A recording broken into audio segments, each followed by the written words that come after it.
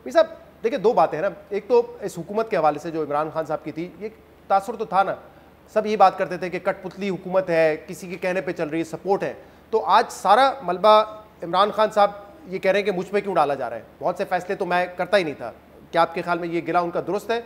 और दूसरा, उस्मान बुज़दार को चीफ मिनिस्टर रखना है या नहीं रखना है, ये फैसला तो हुकूमत का ही होना चाहिए आखिर में।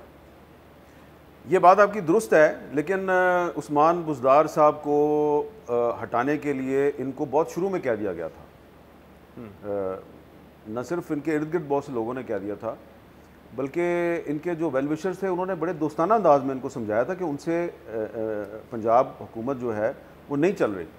अच्छा, इन्होंने ऐसे ऐसे लोग जो हैं उनको अपने हल्का अहबाब से निकाल दिया सिर्फ इसलिए कि आप उस्मान बुज़दार को निकालने की बात करें। इन्होंने उनको अपने हल्का अहबाब से निकाल दिया। मिसाल के तौर पे ओन चौधरी ने सिर्फ इतना बताया खान साहब को कि ये उस्मान बुज़दार हुकूमत नहीं चला रहा, ये फरा खान साहबा और उनके हस्बैंड जो हैं वो हुकूमत चला रहे हैं। तो इन्होंने पहले उनको मरकज़ से निकाला, फिर पंजाब भेज दिया, फिर पंजाब से भी निकाल दिया। तो ये किसी की बात नहीं सुनते थे। इसलिए मैं आपसे कह रहा हूँ कि अभी मैंने आपको पहले भी कुछ दिन पहले भी कहा था कि अभी तक इमरान खान साहब की पार्टी शुरू नहीं हुई है, इसलिए वो बहुत खुल्लम खुल्ला फ्रंट फुट पे आके खेल रहे हैं, बाउंसर भी मार रहे हैं, यॉर्कर भी मार रहे हैं, कोई उनको रोकने वाला नहीं है।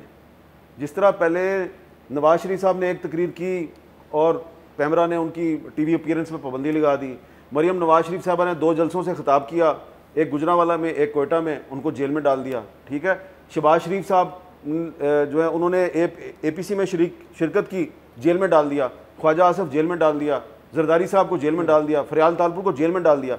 इमरान खान साहब या उनके किसी मिनिस्टर के खिलाफ अभी तक कोई कार्रवाई नहीं हुई। ये जिस जुडिशरी पर इल्ज़ामात लगा रहे हैं और कह रहे हैं जी ये जुडिशरी जो है ये फौज के कंट्रोल में है, उसी जुडिशरी से रोजाना रिलीफ भी ले रहे हैं। सही। तो अभी इनकी पार्टी शुरू नहीं हुई। तो मीर साहब, आपने कल शाहजेब खानजादा साहब के प्रोग्राम में ये भी कहा था कि शहबाज शरीफ पर दबाव है, इस तारीख से पहले इलेक्शंस कॉल कर दें, तारीख दे दें कि कब इलेक्शन होंगे। तो क्या फैसला हुआ है लंदन में, इस हवाले से क्या इतलात हैं? क्या नवाज शरीफ साहब और उनकी पार्टी इस बात पर मुत्तफिक हो गई है कि हमने इलेक्शन की तरफ जाना है, या असेंबलियों ने अपनी मुद्दत पूरी कर दी? देखिए, इस पे शहबाज शरीफ साहब पे ना पार्टी के अंदर से शदीद दबाव है। हाँ। जो लोग पाकिस्तान में हैं और पाकिस्तान की ग्राउंड रियलिटी को जानते हैं, उनका दबाव है कि आप फौरी तौर पे इलेक्शन का ऐलान कर दें। कोई ज़रूरत नहीं है, जैसा कि मरियम साहबा ने कहा है कि इमरान खान साहब की बुरी कारकर्दगी का टोकरा आप क्यों उठाएं अपने सर पे।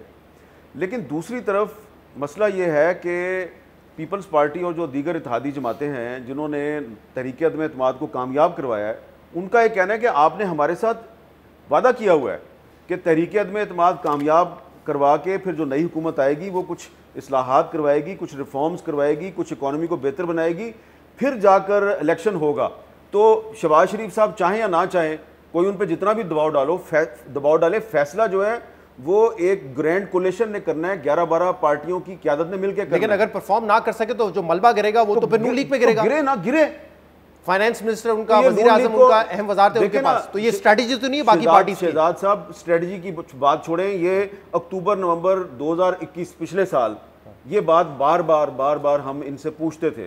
उन दिनों में मुझ पर पाबंदी थी, मेरे पास टाइम था, तो जहां भी ये बैठते थे तो मैं इनसे एक ही बात कहता था कि भाई अगर आपने इमरान खान की हुकूमत को निकाल दिया तहरीक अदम एतमाद से, तो एक तो उसकी बैड गवर्नेंस और फिर इकानमी की बुरी सूरत, आप हुकूमत कैसे चलाएंगे। ये कहते थे एक दफ़ा आप हम आने दें, हम करवा लेंगे।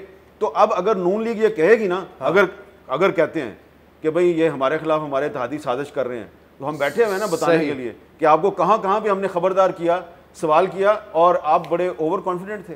बहुत बहुत शुक्रिया, बहुत बहुत शुक्रिया।